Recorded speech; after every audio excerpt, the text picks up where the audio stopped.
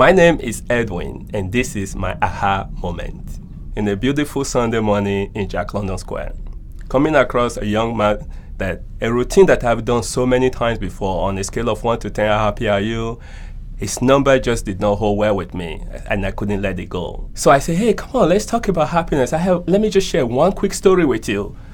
And he said, no. And I said, come on, here we go again.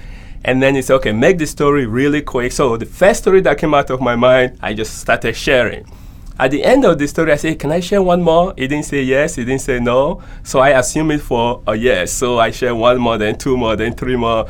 I think about 9 stories or so later, I was feeling at ease and I saw him calm down. So I said, okay, my job is done. I reached to shake his hand and he grabbed my hand, he won't let go. And he said, I didn't want to talk to you at first. You kept me here for about 30 minutes, and he was right. It was almost 30 minutes. And he said, so the least you can do is give me your name. And I thought that was fair. So I gave him my name, and he asked for the spelling of my last name. I spelled it for him, and he let my hand go. So I left. The next day, I got a call from this young man. And he said, I just called to say thank you. He said, when I had stopped him, he was on his way to commit suicide.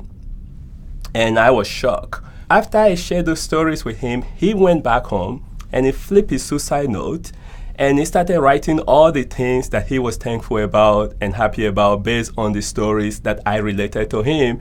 And he ended up with 29 different items from 0 just a few hours before I met him. Somebody have a choice now that they can exercise. It doesn't matter what the situation is in their life, even in the worst of the worst situation. If they just take a moment to think, wait a second, I still have a choice about being happy, and how that can just change the way they deal with the situation at hand makes it worth it for me.